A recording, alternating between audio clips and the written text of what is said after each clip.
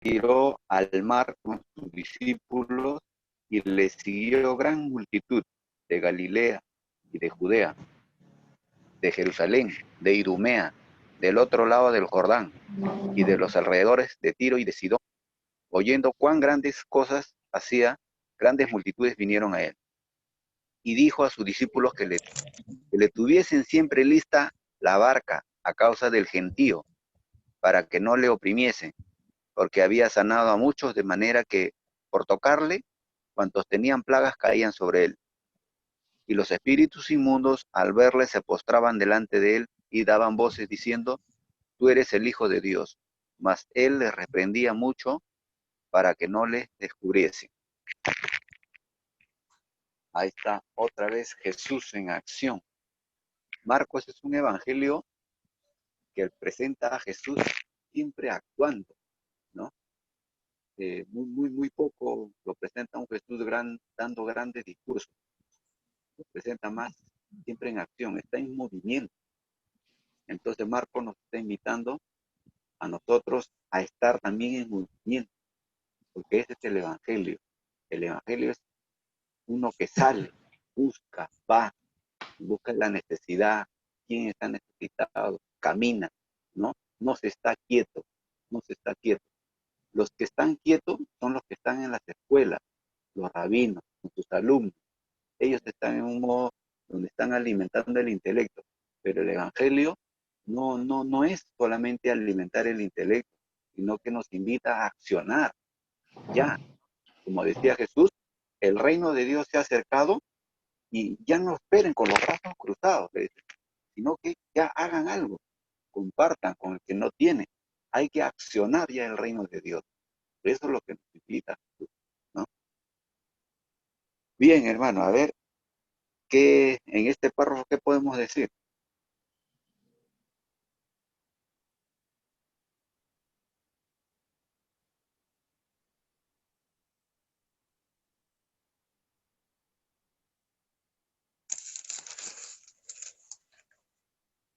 Creo que básicamente habla acerca de la fama de Jesús, eh, de, de cómo de todos los contornos comienzan a, a saber quién es Él y comienzan a acercarse trayendo sus necesidades y se ve a un Jesús que tiene autoridad sobre el mal, sobre todo, ¿no?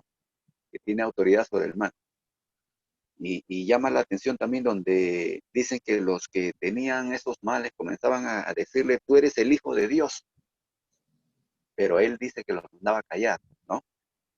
Los mandaba a callar. Eh, ¿Qué más podemos ver acá, hermano? Dice Bueno, que gente venía y le tocaba nada más, ¿no? Sí, hermano David. siempre notamos lo controversial que siempre ha sido el Evangelio, ¿no?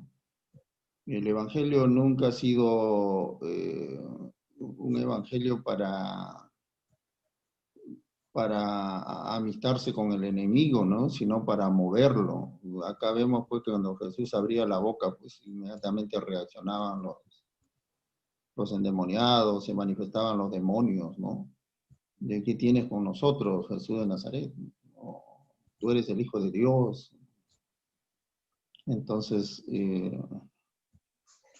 a través de la historia, esa también ha sido la situación de la iglesia, ¿no? La iglesia siempre debe haber sido una iglesia que luchara contra el pecado, que denunciara el pecado, ¿no? No estoy hablando que separara a los pecadores, que se diferenciara a los pecadores, que es diferente, ¿no? Pero acá vemos Jesús estaba con esa gente, pero Jesús no callaba, ¿no? Jesús siempre actuaba y definitivamente el diablo no se quedaba pues tranquilo, sino que siempre trataba de confrontarlo, de denunciarlo, de hacerlo conocido, de llevarlo, de distraerlo. La iglesia nunca debimos haber perdido eso, ¿no? Siempre denunciando al pecado, no callando frente al pecado, ¿no? nos hemos acostumbrado nosotros en este tiempo a justificarlo todo,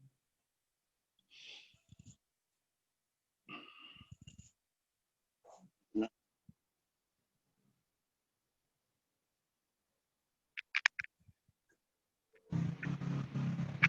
¿Alguien más que quiere intervenir?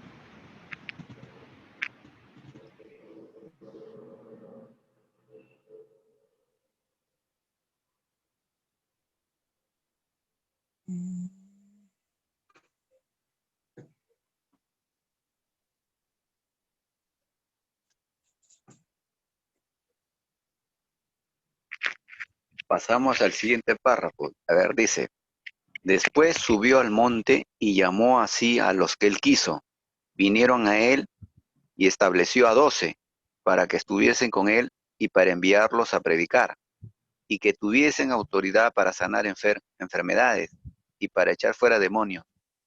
A Simón, a quien puso por sobrenombre Pedro, a Jacobo, hijo de Zebedeo, y a Juan, hermano de Jacobo, a quienes apellidó Boanerges, esto es, hijos del trueno, a Andrés, Felipe, Bartolomé, Mateo, Tomás, Jacobo, hijo de Alfeo, Tadeo, Simón el cananista, y Judas Iscariote, el que le entregó, y vinieron a casa.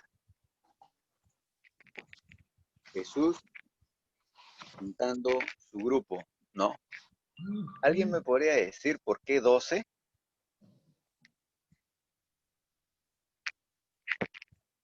De los 12.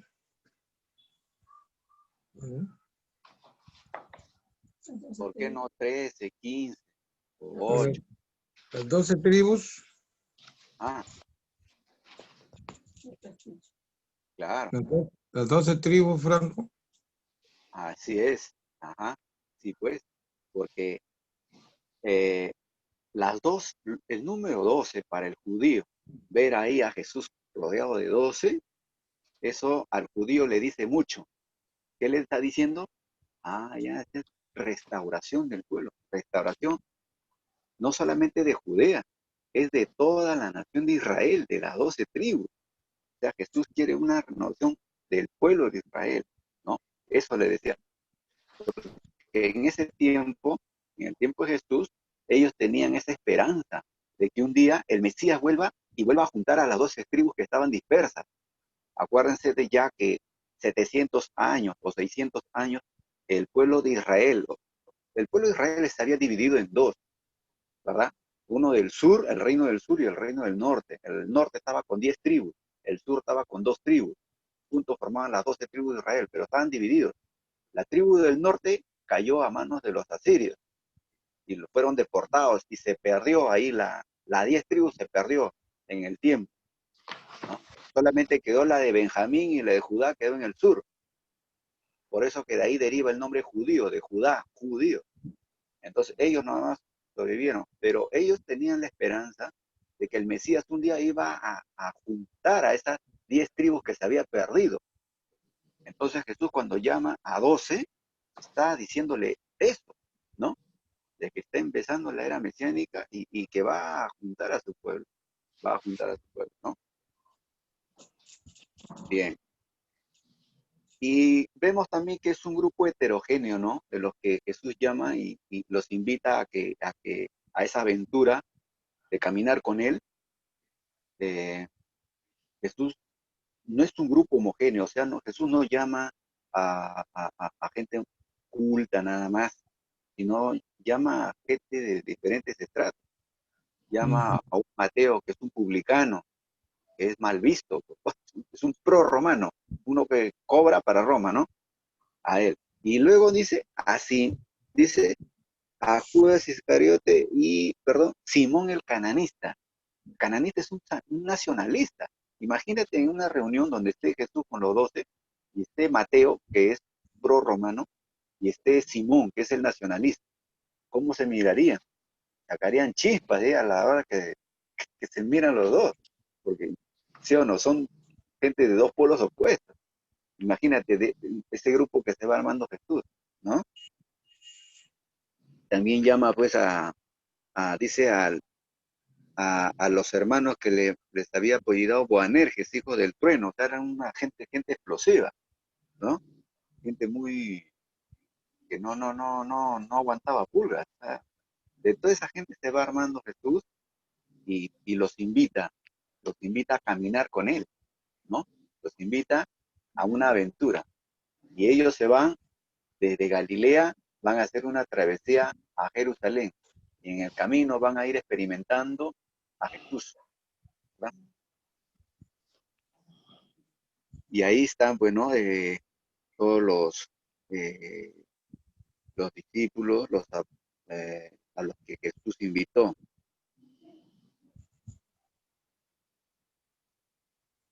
Franco, Sí, hermano Víctor. una consultita sobre el anterior.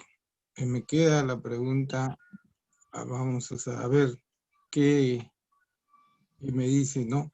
Dice, y los espíritus inmundos, al verle, se postraban delante de él y daban voces diciendo, tú eres el Hijo de Dios. Yo pregunto, ¿se veían los demonios o simplemente él los sentía? Ah, que cómo daban voces, gritaban, ¿no? Claro, Eso una claro. duda de eso. O sea, ¿Cómo se se representaban? manifestaban, Sí, afloraban, ¿no? Afloraban eso, ¿no? Al ver que Jesús estaba ahí, con esa autoridad espiritual que a él le caracteriza, la gente que venía cargada de esos males afloraban, pues, ¿no? Y se manifestaba ese, esa, esa ligadura que tenían ellos, esa carga espiritual, van a aflorar. Pero lo importante de que se iban libres, eso es lo importante, que se iban libres, ¿no? En claro. Jesús. Por eso que nosotros, hermanos, en Jesús, en Jesús tenemos libertad de nuestras cargas, de nuestros demonios que tenemos. Por ejemplo, ¿qué cosas? De nuestras envidias, de nuestros celos, de nuestras iras, resentimientos y un montón de cosas. Esas cosas, en Jesús, cuando nos acercamos a Jesús, esas cosas van a tener que ir saliendo, ir sacándolas, ¿verdad? Cuando nos acercamos a Jesús, eso no pueden aguantar, no pueden resistirse a la presencia del Señor y tienen que ir siendo expulsados. Pero si nos mantenemos alejados del Señor, ahí lo seguiremos cargando, ¿no? Ahí lo seguiremos teniendo.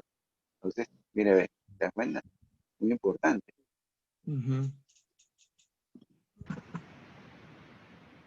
¿Y qué pasaría si Jesús en este tiempo comenzara a predicar? ¿Habrían también manifestaciones demoníacas? Si Jesús estuviera hoy en día, de hecho, claro, sí,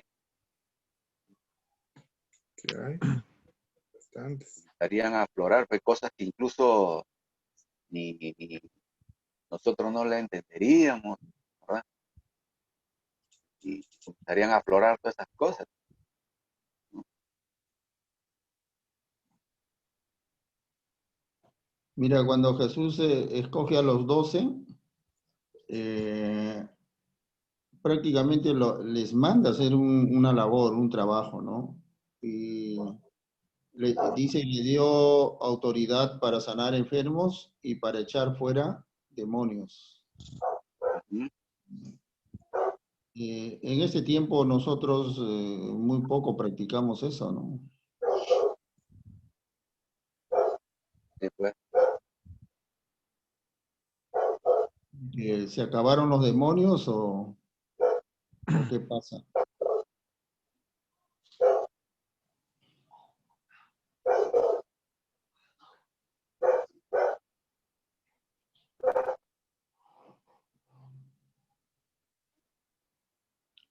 ¿No hay demonios para reprenderlos en este tiempo o la iglesia no lo sabe reconocer? O sea, no hay poder, no hay poder. No hay discernimiento, pues, ¿no? Sí, pues, ¿no? Porque ahí en esa lectura dice que Él les entrega autoridad para sanar y para echar fuera demonios. O sea, los va a dotar de autoridad para que ellos tengan esa autoridad los 12. A Él les da poder, ese discernimiento y también de expulsar. Que si en este tiempo pues, no estuviéramos así, nosotros formamos una iglesia que nos da el poder y saldríamos y sanaríamos, ¿no? Me parece así, ¿no? ¿Cuántos demonios hay que nos rodean? Como lo dice Franco, tantas cosas que no se ven, pero y tal envidia que no se ve, pero se siente. Sí. Son las cosas que nos rodean, que sí, y ven incluso uno que quiere integrarse a la fe, como que lo jalan, como que disputa el otro. No te vayas, tú eres mío. Y a veces a uno le crea enfermedades el demonio, ¿no? Con el fin de desanimarlo. Ajá. Eso es lo que pienso, ¿no? Les entregó autoridad en aquellos tiempos, pues. Y esa autoridad sigue estando con la iglesia. Lo que pasa es que creo que nos hemos dormido, no echamos, no nos agarramos de esta autoridad que el Señor nos ha dado, ¿no? Un poco que nos hemos descuidado en esta parte, ¿no? Y de repente no lo vemos así, o qué sé yo, pero sí, pues se ha descuidado bastante esta parte, ¿no? Ahora, no necesariamente también todo lo uno tiene que ver reprender, pero cuando una persona está con el Señor, tú tienes esa sensibilidad y encima una carga por visitar a una persona y Dios te lleva, el Espíritu te guía a una necesidad, a una necesidad. Y, te va guiando, te va llevando. Incluso tú sientes una carga por visitar a alguien, a una persona que no te deja en paz. Tú dices, uy, y justo vas y le hablas, vas en el nombre del Señor y se produce un milagro. De repente esta persona estaba pasando momentos difíciles y encuentra consuelo en tu palabra, encuentra consuelo en tus consejos, en tu compañía, ¿no? Cosas así, ¿no? Pero es verdad, hermano, que vivimos tiempos donde hay mucha distracción, no solamente para los jóvenes, sino para los adultos también. Los adultos también. Mucha distracción, mucha pereza, mucha apatía, ¿verdad? Mucha apatía. Entonces, eso nos hace de que perdamos la sensibilidad de la voz del Espíritu Santo que nos dice, mire, anda para allá, o bien te guío por acá, déjate guiar por allá.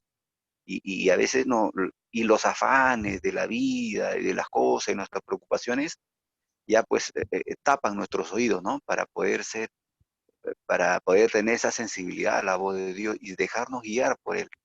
Eh, y a veces uno comenzará a mirarse a uno mismo y diría, no, Dios, ¿qué me va a guiar a mí? ¿Qué me va a hablar a mí si yo soy pecador? Y no es así, hermano. No hay necesidad de ser perfecto para que el Señor te hable. Solamente basta con decirle, Señor, guíame nada más. Y el Señor comienza a usar, hermano, a personas que incluso a veces no tiene, a simple vista, cualquiera diría, no, este no reúne las condiciones para ser un instrumento de Dios. Y Dios usa de ellos. No dice en uno de los evangelios, no dice que Dios si de las piedras hablaría, ¿no dice? ¿No? Entonces, hermano, no nos amilanemos mirando nuestra situación, sino que pongámonos en la mano del Señor, ¿no? El Señor no busca perfectos, sino que el Señor nos va perfeccionando. No busca perfecto. El Señor nos va perfeccionando si nos ponemos en su mano, en las manos de Él, y nos dejamos guiar por Él, ¿no? Entonces, eso, ¿no, hermanos? Eso. Y sí, hoy en día la iglesia como que ha caído en una apatía. Hoy ya no se ve eso. Antes, tal vez, hermanos, yo una vez he encontrado hermanos que me han visitado y me han dicho, hermano, Franquito, ¿cómo estás? No sé, quiero hablar contigo. Y me hablaban. Entonces, y yo sentía de parte de Dios que esa visita era muy buena, era de bendición. Entonces, y así, ¿no? Y yo también cuando iba a visitar a alguien, me decía, visita a tu primo, visita a tu primo, visita a tu primo. Y yo decía, ¿pero por qué? No, si mi primo todo el tiempo ha rechazado el evangelio. Hasta que un día fui y estaba, ¿no? O sea, con el corazón abierto, dispuesto para recibir la cosa de Dios. Y así, ¿no? Entonces, pero es verdad, hermano, a veces no enfatizamos en eso y dejamos que nuestros oídos se tapen, se vuelvan, nuestro corazón se endurezca y caminamos así, ¿no? O sea, en una rutina, bueno, voy, cumplo con la iglesia, con lo que tengo que cumplir y ya está, ¿no? Hasta ahí nomás llegó mi evangelio, hasta ahí llegó mi devoción, eh, mi sacrificio, en fin, ¿no? Entonces, es verdad, estamos viviendo tiempos de mucha distracción, de mucha apatía también. Pero mire, ve, este tiempo de cuarentena y este azote que ha pasado la humanidad, también lo ha recibido la iglesia. Ese azote como que nos ha despejado, nos ha dicho, pónganse, o sea, acuérdense de quiénes son ustedes, acuérdense que a quién sirven, ¿no? A quién profesan, ¿no? ¿Qué, qué libro leen? ¿Leen a cualquier libro? ¿Es palabra de Dios? ¿Qué cosa es para ustedes? O sea, a todos, hermano, a nivel general, a toda la iglesia le ha metido una sacudida de estos tiempos de pandemia, ¿no? Entonces, hermanos, eh, no dejemos que otras cosas nos vayan distrayendo, ¿no? Siempre acerquémonos también al Señor, acerquémonos y el Señor nos va a comenzar a usar, hermano. El Señor nos va a comenzar a ayudar, nos va a comenzar a llevar a la necesidad. Dejémonos solamente guiar por Él, ¿no? No hay necesidad de que seas conocedor de la Biblia. No, hermanito, no, hermanito. Pongámonos nomás en las manos de Él. Amén. Amén. Sí. Muy bien, entonces, a ver, continuamos con el versículo 20 en adelante. Dice, Hermano, y se agolpó, sí, quería contar algo a lo anterior. ya, El hermano David había dicho de que si el Señor Jesucristo estaría acá, ¿no? Pues llamaría la atención a la, a la iglesia en este tiempo, ¿no? Y, y si hay demonios o no en este tiempo. En primer lugar, yo les diría que Dios estuvo con nosotros desde el principio y los demonios, el demonio también estuvo desde el principio. La comunicación con Dios nunca nos dejó, ¿no? Primero estuvo pues sus profetas, luego sus apóstoles, el Señor, ahora estamos mediante su palabra, o sea, todo el tiempo el Señor está en comunicación con nosotros. Y, y también todo el tiempo el enemigo está atacando, tratando de debilitarnos, apartarnos. De repente, una persona que recién está entrando en la palabra, está conociendo, y cae, el demonio pretende hacernos creer de que nos hemos portado mal, tenemos vergüenza, ya no queremos acercarnos al Señor, el Señor no nos va a escuchar, ¿no? Pero no, el Señor nos ama tanto que, recuerden una de sus frases, les dice un último mandamiento, un nuevo mandamiento les doy, ¿no? Ámense unos a otros como yo los he amado a ustedes. O sea, el Señor Jesucristo nos puso en primer lugar a nosotros, antes que Él mismo.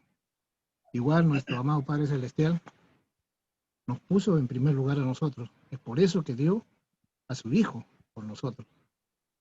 Entonces, el amor del Cristo en el pasado, ahora y en el futuro siempre está con nosotros. Por eso esa frase, esas palabras que casi todo el mundo hemos escuchado, ¿no? Donde dice que el amor, la fe y la esperanza, ¿no? Son permanentes y que el amor es mayor. Pero también he escuchado que dice, sin fe es imposible agradar a Dios. Y luego dice, puedes tener la fe de decir a una montaña, trasládate de un lado a otro, pero si no tienes amor, nada eres. Entonces el amor es la fuerza más poderosa que existe, ¿no? El amor puede mover la mano de Dios. Dios es amor.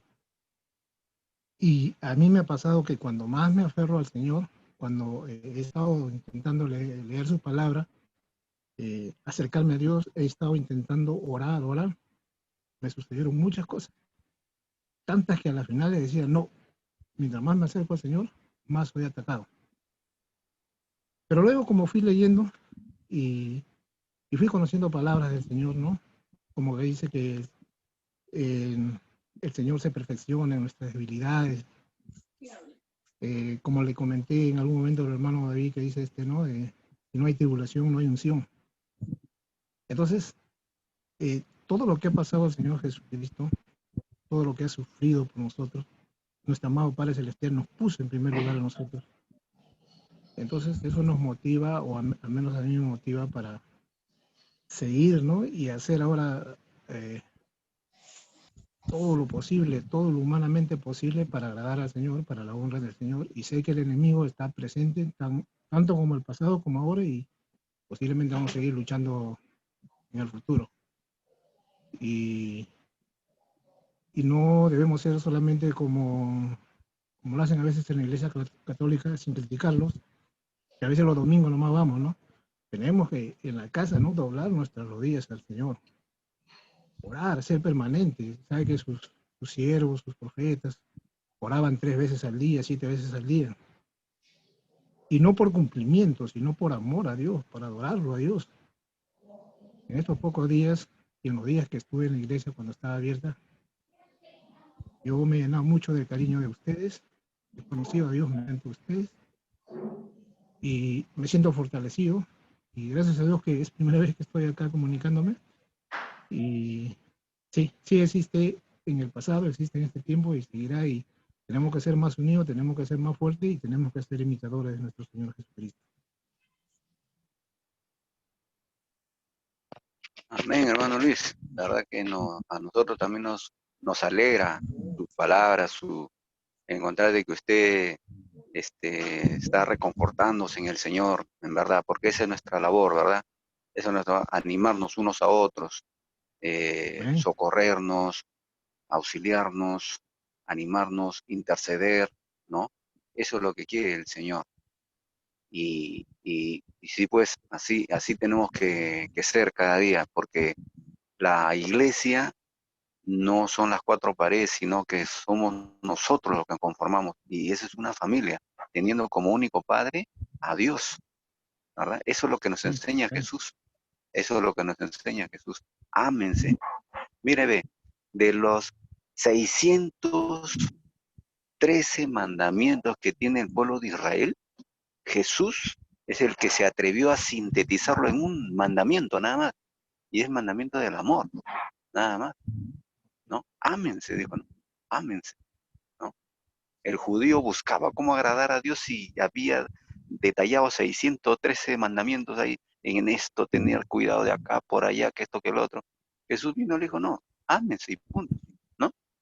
Entonces, que, que haya pues ese sentir en cada uno de nosotros también, ¿no? Somos humanos, podemos errar, podemos tropezar, podemos caer, pero para eso está, por eso yo le digo hermano, por eso nos decimos hermanos, ¿no? Entonces, ¿cómo actuamos, como ejemplo, con nuestros hermanos de sangre si está pasando algún mal? Vamos, lo ayudamos, ¿no? Lo ayudamos, lo socorremos. Porque entonces, si nosotros nos decimos hermanos, también debe haber esa ayuda así recíproca, ¿no? A ayudarnos mutuamente entre nosotros, a animarnos, ¿verdad? Bien, hermanos, muy bien. Nos alegra, hermano Luis. Esperemos que siga conectándose todos los miércoles. Aquí seguiremos estudiando la palabra de Dios. Esperemos también que los demás hermanos varones puedan integrarse, ¿no? Es verdad que a veces hay cosas que nos jalan, ¿no? O sea, ah, y con esto, por ejemplo, de lo que estamos viviendo, sí, pues es verdad que nuestros jefes, por ejemplo, en cualquier rato nos llama, hacen reuniones a través de Zoom también, y así es, ¿no? Entonces, pero no, o sea, no hay pretexto, siempre debemos estar conectándonos con el Señor, siempre buscando su rostro, siempre buscar la manera de cómo leer su palabra y luego de ahí cumplir nuestras responsabilidades, ¿no? Muy bien. Poner siempre al Señor en primer lugar. Claro, claro, sí, así es, sí, hermano. y acordarnos siempre que somos pasajeros en esta vida. La vida es frágil, hermano, ¿verdad? Y creo que todos estos meses lo hemos visto, hermano, la fragilidad de la vida, ¿no? Así es. Hemos hablado con una persona y ya hoy ya no está ya. Algún Así es. familiar de usted también de repente perdió, algún ser querido. Así es la vida, ¿no? Así Hoy estamos acá, aprovechemos, ¿no? Aprovechemos contando nuestros testimonios. Si usted quiere contar, hermano, siento contarle algo, hermano, me ha pasado esto, cuéntelo, hermano. Porque así es la vida, quién sabe, de repente el próximo mes ya no estamos. No sé, así es la vida, ¿no? La vida es frágil. Pero mientras el Señor nos da la vida, hay que hacer algo, hay que hacer algo. No, no, no. No nos quedemos aislados, no nos aislemos. Muy bien, vamos a continuar con la lectura. Dice, y se agolpó de nuevo la gente, de modo que yo estoy leyendo el versículo 20, ¿ya? Del capítulo 3 de Marcos. Y se agolpó de nuevo la gente, de modo que ellos ni aún podían comer pan. Cuando lo oyeron los suyos, vinieron para prenderle, porque decían, está fuera de sí, o sea, querían prenderle a Jesús. Pero los escribas que habían venido de Jerusalén decían que tenía a Belcebú, y que por el príncipe de los demonios echaba fuera a los demonios. Y, y habiéndoles llamado, les decía en parábolas, o sea, Jesús, ¿cómo puede Satanás echar fuera a Satanás? Si un reino está dividido contra sí mismo, tal reino no puede permanecer. Y si una casa está dividida contra sí misma, tal casa no puede permanecer. Y si Satanás se levanta contra sí mismo y se divide, no puede permanecer, sino que ha llegado su fin. Ninguno puede entrar en la casa de un hombre fuerte y saquear sus bienes, si antes no le ata, y entonces podrá saquear su casa. De cierto os digo que todos los pecados serán perdonados a los hijos de los hombres y las blasfemias cualesquiera que sean. Pero cualquiera que blasfeme contra el Espíritu Santo no tiene jamás perdón, sino que es reo de juicio eterno, porque ellos habían dicho, tiene espíritu inmundo. Muy bien. Este párrafo comienza, dice que cuando vienen los suyos, acuérdense que Jesús ya se entregó de lleno a predicar el reino de Dios. Ya no regresaba a su comunidad, a su sitio, a su, a su localidad, a su caserío donde él vivía, que era allá en Galilea. Él pertenecía a una comunidad. Entonces, él ya no regresó ahí. Él ahora estaba en otro sitio. Y dice que vienen los suyos. Cuando habla aquí, la Biblia dice, cuando oyeron los suyos, eran sus parientes, la gente cercana de su localidad de Jesús. Y al ver tal vez la preocupación de su madre, que Jesús ya no llega y todo ello, preocupados, vienen y lo buscan, dice, y quieren prenderle. ¿Por qué? Porque piensan que está fuera de sí, o sea, en otras palabras, piensa que está loco, ¿no? Dicen, bueno, este, a este hombre le cruzaron los cables, no sé, pero vamos a prenderlo, vamos a atraparlo, porque está metido en un sueño, en una locura, no sé, en algo irrealizable, o no sé, o sea, y vienen y lo quieren prender a Jesús, llevarlo de nuevo a su sitio. ¿Por qué Jesús, ellos tenían este concepto de Jesús de que está fuera de sí? ¿Saben por qué? Porque lo que hacía Jesús no lo hacía una persona normal, entre comillas. Una persona normal es la que respeta las tradiciones, respeta el sábado, está muy acorde con las tradiciones y todos los preceptos. Jesús no, Jesús lo critica. Jesús en sábado hace cosas, ¿no? No está en su casa, se ha lanzado a predicar el reino de Dios. Dice que un reino va a venir. O sea, entonces dice, este hombre está loco. Lo quieren volver a poner en lo que ellos creen que es una persona normal, una persona que respeta las tradiciones, que no está criticando al templo, que no critica el sábado, ¿no? Luego, otro contingente que critica a Jesús, porque la vida de Jesús invitaba a muchas opiniones. Ya vemos que los suyos, sus parientes cercanos, pensaban que Jesús estaba chiflado. Ahora, los dirigentes religiosos también tienen una idea de Jesús y dicen, no, este no está chiflado, sino que este está endemoniado. Este está endemoniado, dice. Pero los escribas que habían venido de Jerusalén, o sea, la gente culta, los escribas, decían que tenía Belcebú. Belcebú era, pues, hermanos, el príncipe de los demonios, ¿no? Así lo entendían los judíos.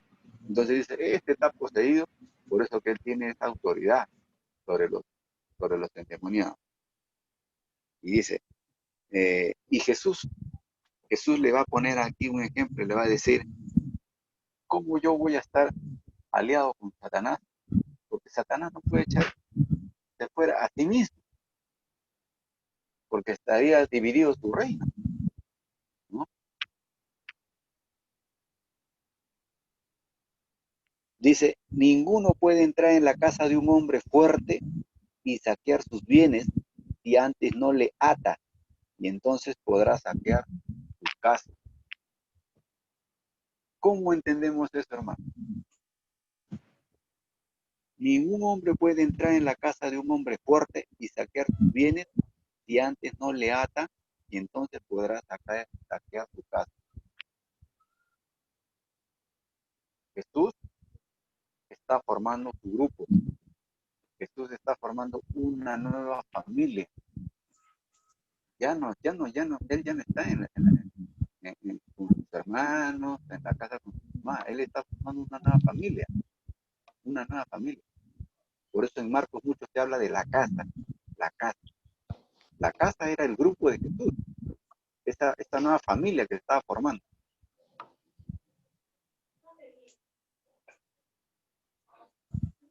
Mire, yo lo entiendo hasta este versículo. Dice, ninguno puede entrar en la casa de un hombre fuerte y saquear sus bienes si antes no le ata, y entonces podrá saquear su casa. Han venido a prenderlo a Jesús. Quieren llevarlo de nuevo, sacarlo de la familia que él está formando. Vienen los escribas de Jerusalén y le critican a Jesús porque no está acorde con lo que cumple la mayoría de la gente, con lo que cumple la mayoría de los religiosos, sino que está criticando las costumbres y las tradiciones de lo que normalmente hace una persona judía. Entonces, dice, ninguno puede entrar en la casa de un hombre fuerte. En este caso, el hombre fuerte es Jesús. O sea, lo quieren atar, lo quieren sacar. ¿Se dan cuenta? Lo quieren sacar a él. Lo quieren sacar de la nueva familia que está formando. Lo quieren sacar para poder estropearlo. Pero nadie puede hacer eso si primero no lo ata. Ahora, Satanás también tiene su grupo. Satanás también tiene su grupo, su familia. Y el que está en contra, ese es el reino de las tinieblas, está en contraposición con el reino de Dios. Ahí está la pugna y la lucha. A ver, hermanitos, opinión.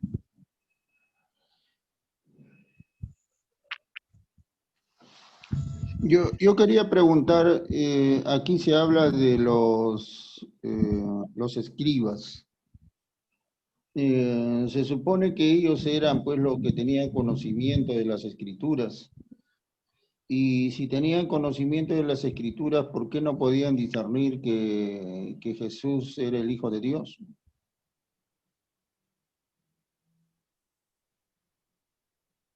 Ahí está.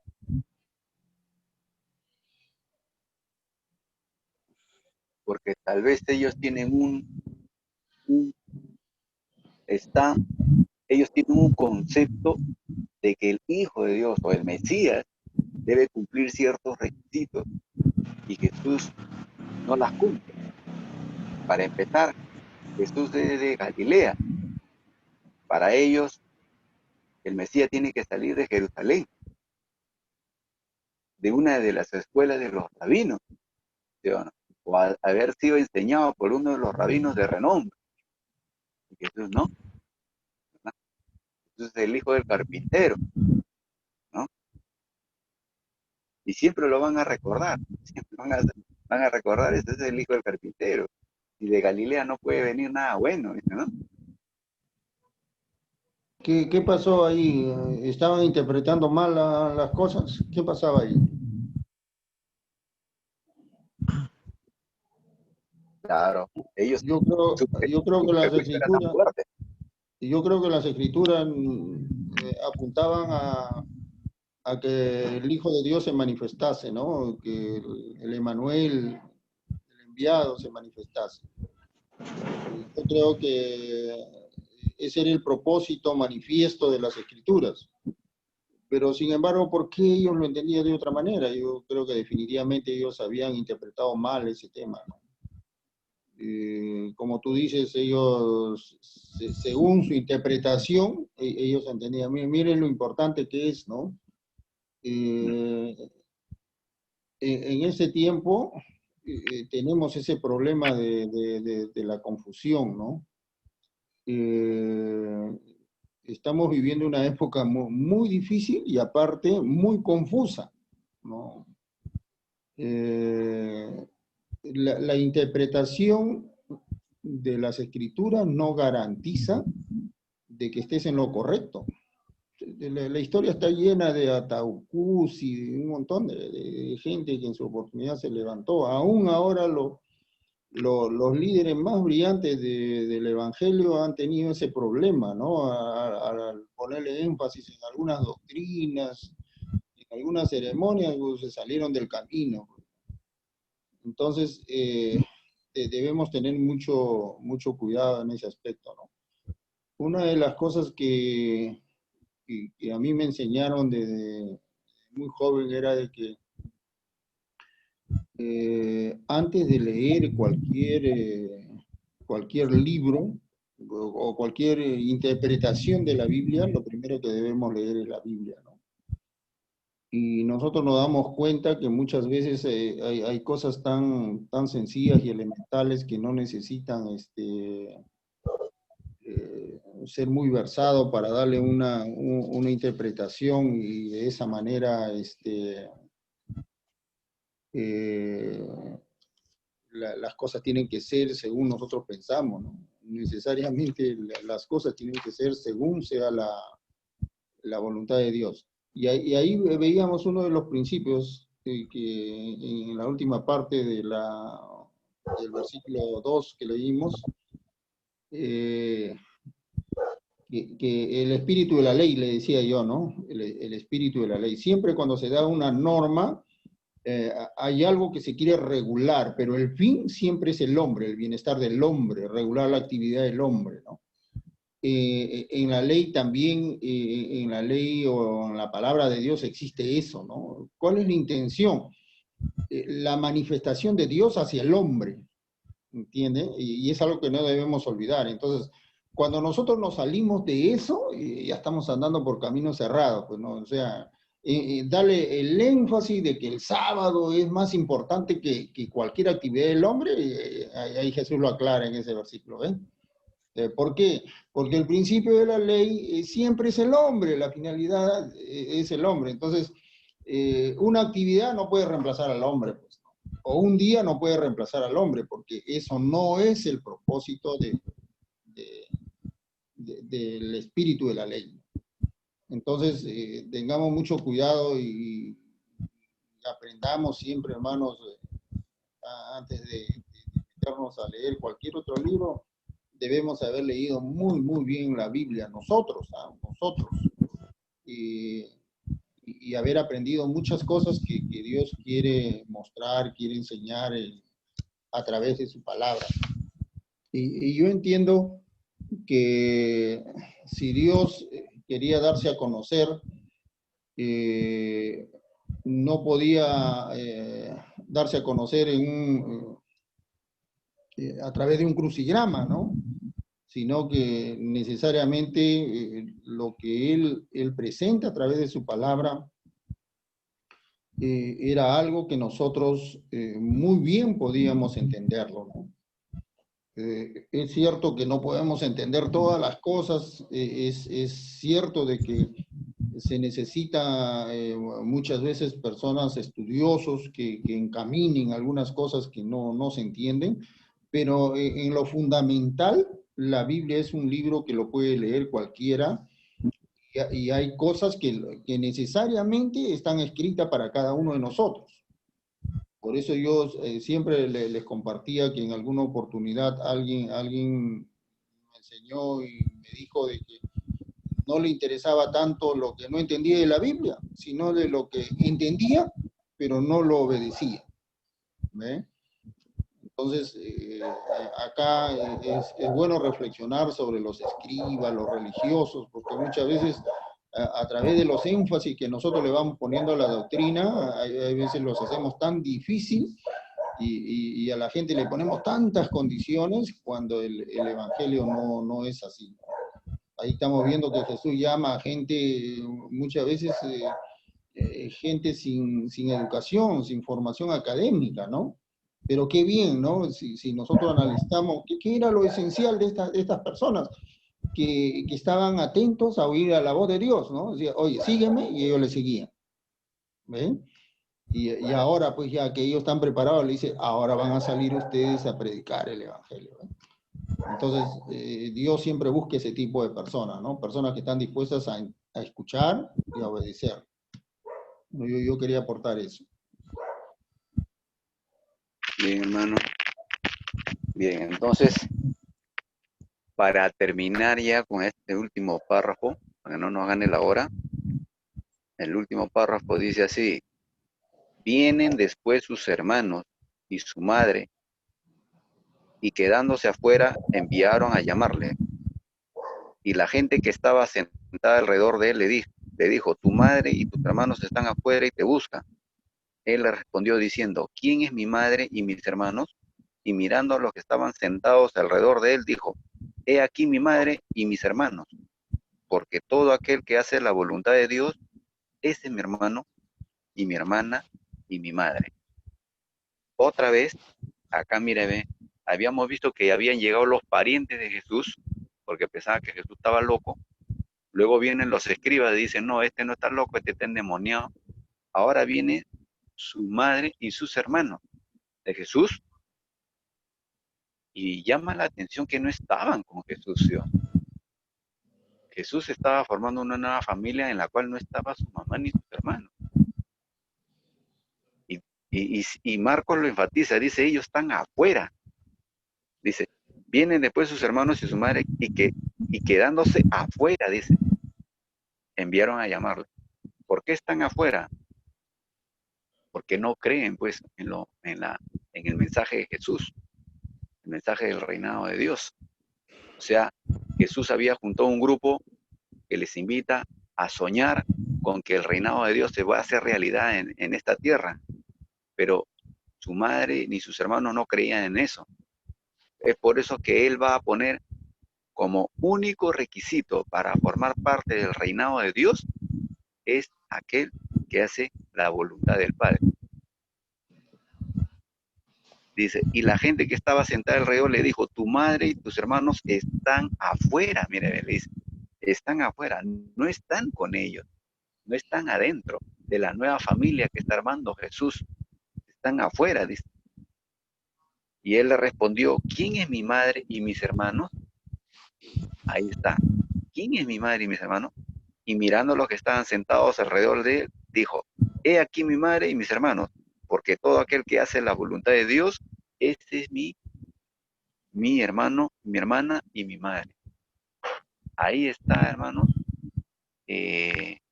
el requisito primordial para formar parte de la familia de Jesús es hacer la voluntad del Padre, ¿no? Y su madre y sus hermanos no estaban con Jesús. Y no es que Jesús hace un desaire a su familia, sino que aprovecha para decir, enfatizar de que aquí lo que manda es la voluntad, de hacer la voluntad de Dios, ¿verdad? De hacer la voluntad de Dios. Ese es el requisito primordial para formar parte de la familia de Jesús. Entonces la pregunta de hoy es, ¿en qué lado estamos nosotros? ¿Estamos donde el lado donde están de los que le están buscando a Jesús, están afuera o estamos dentro de la familia de Jesús? Y también nos preguntamos, si estoy haciendo la voluntad de Dios, estoy dentro de la familia. Y si no estoy haciendo la voluntad de Dios, estoy afuera. Porque es el único requisito para formar parte de la familia de Jesús. Dice, los que hacen la voluntad del Padre, esos son mis hermanos, esos son mis padres.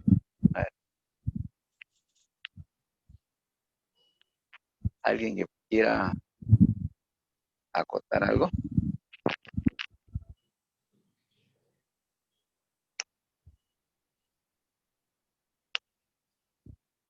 Franco, Sí, hermano Víctor. lo que quiere indicar Jesús ahí es la obediencia, ¿no? ¿Mm? Considera como hijo de Dios. No interesa que sea su padre, su hermano, no, los que lo llaman. Él considera el grupo total. Aquellos que, cualquiera que hace la voluntad de Dios es mi hermano, mi hermana y mi madre, ¿no? En el último, en 35, dice, a todos los que llama, ¿no? Era hijo de Dios, aquel que hace la obediencia, Claro. ¿no? El que obedece, al que está con él. El que no está con él ya es diferente, pues. Claro. Y uno se preguntaría, ¿y qué es hacer la voluntad de Dios? Y ellos, Ahí está. mira, cómo lo entendían la gente de ese tiempo, que hacer la voluntad de Dios es guardar el sábado, guardar las tradiciones, los rituales. Esa es la voluntad de Dios, dice, ¿no? No, y Jesús le va a decir que no es así. La voluntad de Dios, ¿qué cosa es? Acordarse de los últimos, de los excluidos. Por eso es que él empieza ahí, invitando a un leproso, al otro que está con la mano seca, el paralítico, ¿no? Gente que a nadie le importaba, ¿no? Los últimos, ¿verdad? Entonces, ese es hacer la voluntad de Dios, acordarse de los últimos, acordarse de los que están olvidados, ¿no? Esa es la labor de la iglesia, ¿no? Esa es la labor de la iglesia. Y en ese tiempo Jesús estuviera entre nosotros, ¿cuántos de nosotros podríamos decirle hermano o considerarnos hermano o familia de Jesús? Sí, pues. Sí, pues, ¿no? Es una realidad muy fuerte, ¿no? Por eso yo insisto, ¿no? Yo creo que le debemos una reflexión a Dios en este tiempo, hermano. A la verdad, no sé por qué a mí se me ha cruzado eso, hermano, y yo creo que debemos reflexionar mucho, mucho, y mire, así meditando y meditando, ¿no? Siempre nos está llevando a esa reflexión, ¿no?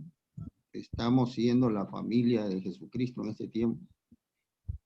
Estamos construyendo el reino de Dios en este tiempo, lo que tú dices, ¿no?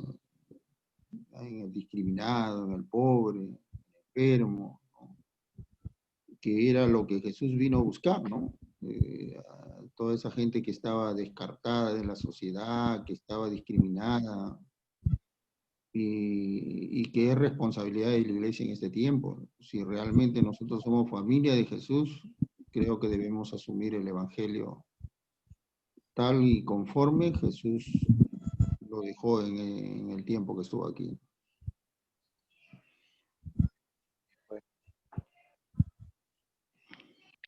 Muy Muy bien, hermanos.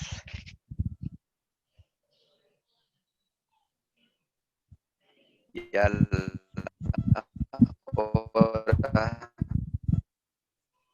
nos ha ganado, son las 10:05. Bueno, vayámonos, hermanos, con esta del capítulo 3 de Marcos. El próximo miércoles estaremos con el capítulo 4.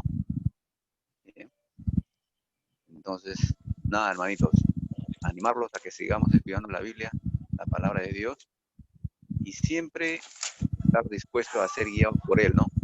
Que Él siempre nos va a guiar, hermanos, a la necesidad. Él siempre nos va a guiar, hermanos, a hacer su voluntad.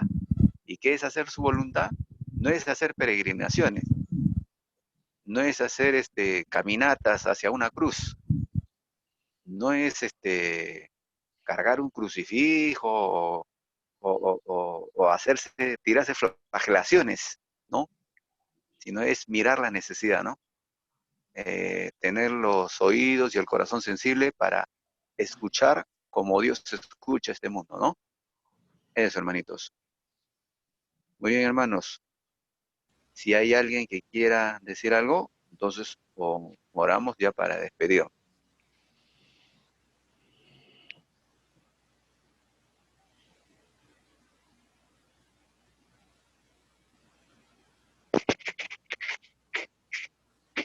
¿Qué les pareció esta breve reflexión de este capítulo 3 de Marcos?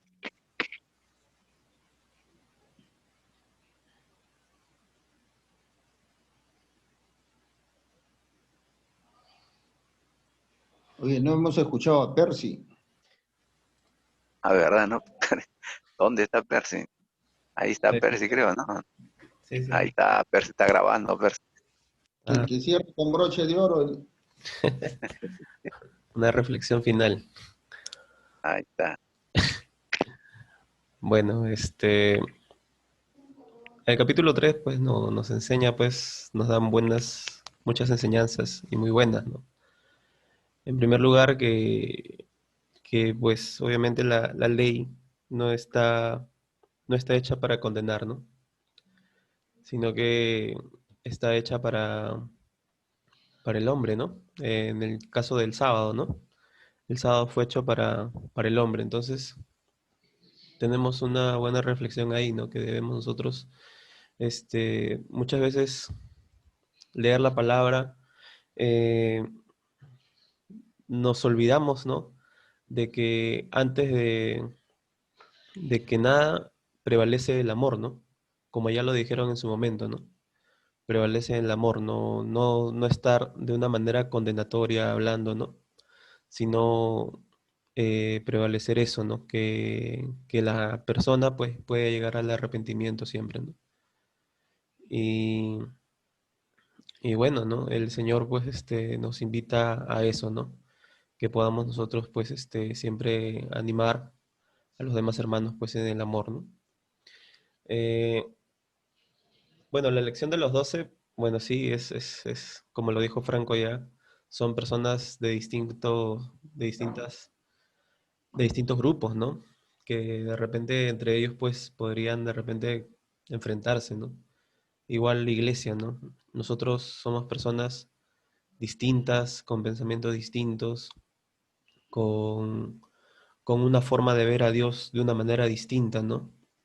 Pero creo que todos somos llamados, así como lo hizo Jesús, a formarnos en la palabra de Dios y todos pues conocer al Dios de la Escritura, ¿no? No al Dios que de repente hemos aprendido a través de nuestra vida, ¿no? Sino al Dios de la Biblia, ¿no? Entonces, hay que, bueno, obviamente tener mucho cuidado cuando leemos la palabra, cuando queremos investigar, ¿no? También lo mencionaron también, ¿no? Se tiene que tener sumo cuidado, ¿no? La palabra nos enseña muchas cosas, ¿no? Pero a veces eh, leyendo creemos entender algo, pero de repente a veces no es tan así, ¿no? Porque más adelante o más atrás nos dice otras cosas que de repente pueden llenar ese estudio, ¿no?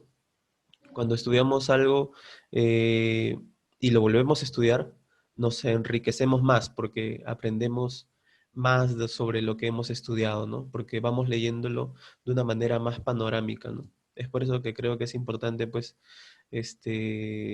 cuando leemos la palabra, y me parece buena la iniciativa de leer Marcos, de inicio a fin, ¿no? Es importante, pues, porque cada libro, pues, tiene un mensaje determinado para cada agrupación, ¿no? Y obviamente, pues, bueno, creo que eso, ¿no? Eh, es lo que pude haber captado, ¿no? Con lo que hemos estado estudiando. Y les agradezco, sigamos pues avanzando, ¿no? Creo que, bueno, ahorita somos 6. Esperemos pues la próxima semana ser más personas, ¿no? Hay que estar animando de repente en el grupo, ¿no? Que no se olviden de ingresar, ¿no? Claro. Así es, Franco. Bien, Percy, muy bien, muy bien. Bien, hermanito, entonces vamos a hacer una oración y vamos a terminar. Y hasta el próximo miércoles, ¿ya? Sigamos estudiando el siguiente capítulo, hermanos. Hermanitos, Amén. vamos a orar. Amén. Amado Dios, gracias te damos, Señor. Gracias por esta reflexión, Señor, que hemos tenido en tu palabra. Espero que nos vamos confortados, Señor, en esta reflexión. Ayúdanos, Señor, a ser guiados por ti. Que tu Espíritu Santo nos guíe verdaderamente a ser verdaderos discípulos. Guíanos donde está la necesidad, Señor, donde hay gente que está muy necesitada de ti, andando con un vacío espiritual profundo, Señor. Ayúdanos a llevar esa tu palabra, esta palabra que puede llenar y puede saciar las vidas, bendito Dios. Ayuda a nuestro hermano David Albín, ayuda a nuestro hermano Luis Hualpa, a nuestro hermano Luis Loaiza, a Percy, a Ricardo, a nuestro hermano Victoriano Castro, en fin, a todos los varones, Señor. Tú sabes por qué no se conectan, tal vez tienen algunas, Señor, algunas prioridades o algunos quehaceres que atender, tal vez, no lo sabemos. Bendito Dios, ayúdanos a cada día, Señor, a seguir adelante como varones verdaderamente. Como decía el apóstol Pablo, paraos firmes, ceñidos vuestros lomos. Dios, enséñanos cada día a vivir tu evangelio, bendito Dios, de una manera como tú quieres, Padre.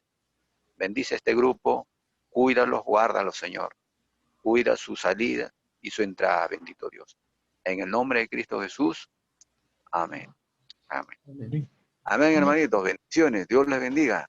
Hermanito Luis Puma, Dios les bendiga. El próximo miércoles nos estamos viendo.